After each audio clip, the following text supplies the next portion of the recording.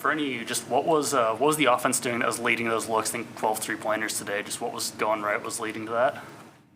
Yeah, I think when we play with pace, good things happen. And when you have amazing inside presence and that they throw pinpoint passes when the ball goes back out, even out of quadruple teams at times, that makes the shooter's job really easy, and we kind of just benefit from a great inside presence. Yeah, I think our guards did a great job of getting paint touches too, which also really helps. What did you like about the defensive effort today? I think it was good. It was pretty collective. I think we all contributed in some ways, which is really great, and I think it makes us really hard to play against when we all play great defense as a team together. So. I think when you hold a team in the Big Ten to 19 points at halftime, like, a lot of good things are going to happen, but how can we string together that next 20 minutes, I think is definitely something that we're going to be able to learn from, and we definitely tried to switch some things up according to Minnesota's personnel, so just being able to cue into that for us full 40 minutes is definitely something we want to get better at, but for a first time doing it this season, I'm pretty proud of how we did it. Minnesota came in averaging 46.4 points that they've been giving up to opponents. And today, your bench scored 42. That's what, like, the depth of your team is pretty impressive. Yeah, absolutely. That's awesome. That's a pretty cool stat. Yeah. But I think you nailed it. Our depth, I will always say it, is the most special team about this team.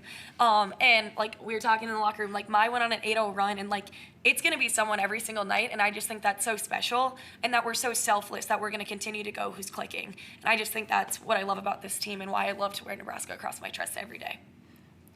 Amaya, to this point in the season, just how has your freshman year gone? How have you adjusted things, especially with Natalie getting injured and you being kind of a bigger role at that point? Yeah, it's been really good. You know, obviously coming in, I'm from a small town, so the speed of the game and things, but I feel like I've picked it up pretty quickly. My teammates are great, you know, helping me out, especially talking on the defensive end, because that's been a pretty big change for me.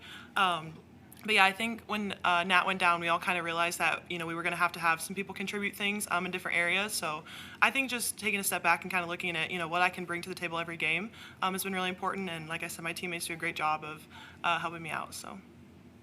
Callan, I know you're pretty familiar with this Minnesota team, then also playing Ani. How was seeing her and then also just getting a win over, you know, your former state, right?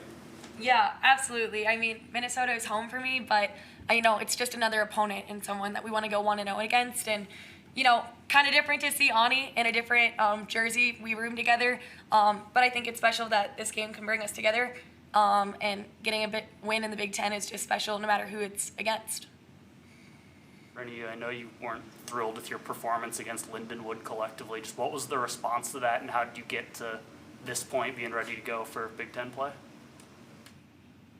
I think just coming into Big Ten play, like we knew we wanted to be 1-0, and I think our practice this past week has been like really good. We have been leaning into each other and just knowing that we wanted to get the first punch in this game. We know Minnesota was going to be ready and was going to try to get the first punch, so I'm really proud of our team, especially in our first half and first quarter.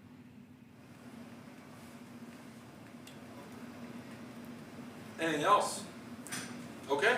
Coach Williams being on it. Thanks, guys. Thank you. Thank you, guys. Have a great Sunday.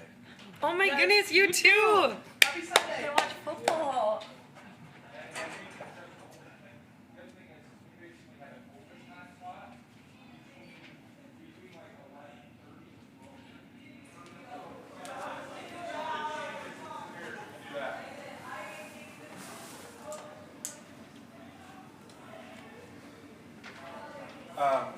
There's a stretch at the end of the 17-1.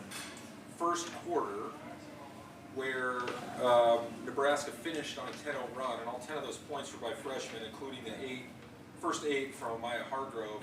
Then there was a minute and 30-second stretch in the third quarter where, and it was late in the third quarter, it was from like 3:15 to 1:45, where Nebraska outscored Minnesota 10-1. With 7 of the first 7 points coming from freshmen as well. 5 of them came from Petra during that stretch. And then Birdie hit that last 3-pointer to cap it. But those were a 20-1 stretch during those 2 really short segments in there. And almost all the players on the floor at the time were non-starters. Every player for Nebraska scored today. Every player for Nebraska got a rebound today. Most points that Minnesota had allowed in a game was 56 coming into today's game. Yeah. Nebraska had 84 today.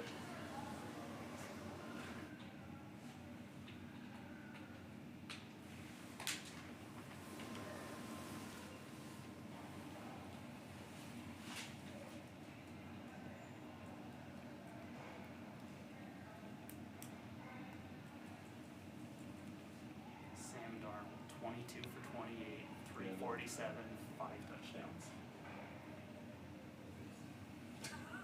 And the Minnesota Vikings are 11-2. You're welcome.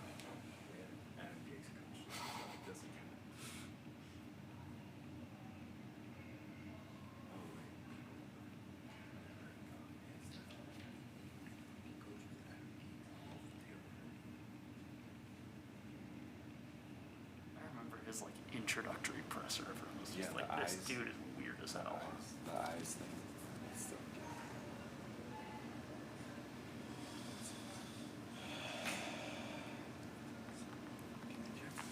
Can we find a way to lose this game? They're winning 26-23. And Dude, are you tanking for a yeah, draft pick at this point? end of tank. Like, just lose the who cares? Actually, it'd be fun to see the Dolphins lose because I don't like anyone in the division, but still.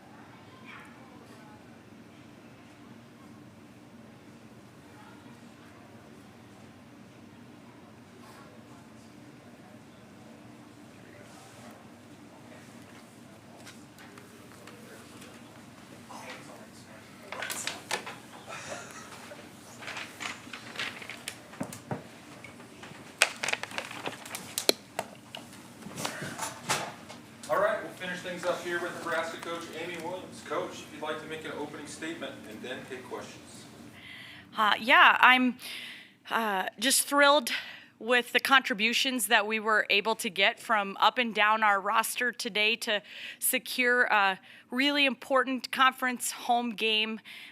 Just really want to make sure we take care of business here in Pinnacle Bank Arena, and I thought we had just an amazing crowd to play in front of today, and so to come out there and secure the win, it was really a good start. We like to be 1-0. What went into that defensive performance today? Well, I thought in the first half we were really locked into a defensive game plan. We were making some adjustments to the way that we were guarding based on personnel and lineups, and so we had to be really on the same page, 5 people knowing exactly what's happening based on who was in the game, and I thought that we had great focus with that, and the preparation that we had really paid off in that sense. Offensively, you guys, they've given up 56 points as their highest in 46.4 on average on the year. And you guys blew the doors off of that number. How proud of you, I guess, of the offensive effort with that. Yeah, I mean, all but that second quarter, I thought we had pretty consistency and pretty consistent effort, I guess. Like I said, there was that stretch where Amaya Hargrove came in and gave us like an 8-0 run, and Birdie came in. I thought even Kendall Moriarty, when she came in, gave us a real spark. There were just different people finding ways to contribute. But I thought that the offense was really good when we played with pace. I mentioned to the girls in the locker room that we were maybe a little Jekyll and Hyde, and they looked at me. None of them really knew what Jekyll and Hyde meant, so I guess we're gonna have to educate them on that. But yeah, I thought for 3 of the 4 quarters, we had pretty consistent effort with great pace and a lot of spreading the ball around and moving the basketball, taking care of it. When Birdie Rimdahl can go 6 assists, no turnovers, and Allison Widener can go 6 assists, 1 turnover, I think that bodes well for our ball movement and what's going to happen on the other side of it. How have you seen Amaya just get more comfortable and develop through this first part of her freshman year? Yeah, I mean, she just continues to play hard. She wants to learn. She comes in to watch film. She comes in to get extra shots. She just doesn't matter if she got 2 minutes in the last game, 10 minutes in the last game, 18 minutes in the last game. She's going to have the same work ethic, the same focus, the same desire to want to be the best version of herself. And I just think that this coaching staff really appreciates that coachability and the way she's approached that. And I told her at practice yesterday, I thought today was going to be a coming out party for Amaya Hargrove. And she was like, what's that kind of, and she goes, oh, yeah. And, so it was good to see her have a great stretch there in the first half where she really sparked us, but also just, a good solid performance all around. Can you point to your freshmen? I mean, they had a killer game. I think it was at one point it was 20-1, right? And a run there, I guess, from their freshmen. Yeah, I thought that we had some really good stretches. That stretch where Amaya went on an 8-0, and then you add, Britt finished that off with a bucket there. Petra came in and really, sparked us and found ways to help on both sides of the ball. I thought she hit a big 3 there in the second half, and so they all, I think they've all just taken it to heart. We've said we've got to find ways to have every single player contribute something to the table, especially in Natalie's absence. And I think those 3 particularly have kind of taken that to heart. I know that Coach Mays has been all over our guards and particularly Britt about rebounding. And then she comes away with 7 rebounds today. Just focusing on ways that they can contribute things to the game, even if it's not scoring. I know you weren't thrilled with the performance against Lindenwood. How did you see everyone kind of refocus and come ready to play as Big Ten play started? Yeah, I mean, I think that naturally there's a little different sense of urgency when you know that you're playing a Big Ten game and it's at home and we want to protect our court. And, so I think it didn't take quite as much, but what we've been really emphasizing with this group is how you practice, it will be how you play. How you play against Lindenwood will be how you play against Minnesota. We've got to take full advantage of every opportunity that we have to lace it up. And we've got some people over there that would sure love to be doing that. And so I think that's a reminder for us that each and every minute that we get to practice, play, whatever, let's have joy and let's take advantage of it. I was seeing Ani on the court, and then also after the game, just one of your former players. I know Callan kind of spoke highly of that, and also just her playing Minnesota today. Yeah, I mean, Ani means a lot to all of us. She spent 4 years here in our program and is just a very unique and special individual. She just very strong, high faith, somebody that loves and cares for people. And so she's somebody that we all really care about, want the best for. And obviously when we're matched up against her, we want to beat her. And then as soon as the game is over, we're going to continue to be for her. With Alexis, she got a lot of good looks today, and not always getting the shots to fall. You had scoring all across the board, so you didn't really have to lean on her. What's those conversations, maybe in timeouts or just in practice, when she's maybe not seeing some of that production that she usually has had in the past? The best thing about it is all Alexis cares about is winning. So it doesn't matter to her, if she doesn't score, or which she scored double figures again, was one rebound away from another double-double. And so, I feel like production is still there with her. But the best thing about it is she doesn't really care who's scoring. She just wants to win games. She knows that if she works hard and she draws a lot of attention, it's going to probably lead to some other opportunities.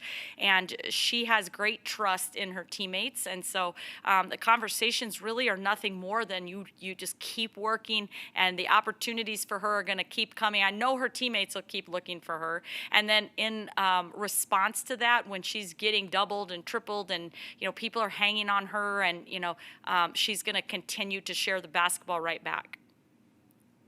The 15 assists or turnovers, is that something, I mean, it's kind of a thing now where they turn it over quite a bit in times. Yeah, I mean, I think that the way that we play, we're going to have a few turnovers at times, and but we would like to clean that up, no doubt about it. I think we're more than capable of being in single digits there in turnovers, but I think that it's a real credit. Minnesota, if you look just defensively coming into this game, was giving up, I know we talked about 50-some points, but forcing a lot of turnovers. And they've got some kids that, we talked about before the game. They're going to pressure the ball out of your hands. They're going to pressure every catch that you make. And so I think that that led to, their defensive intensity probably led to a few of our turnovers.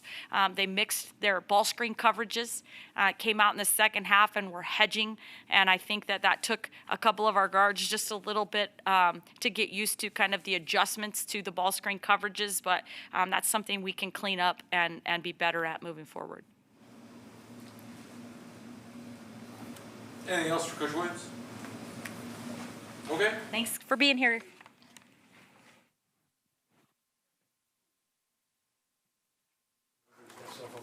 Oh, hi, good to see you. Good to see you. Yeah, and we should be set up. I'll send you the schedule for what I have. The 22 that we're still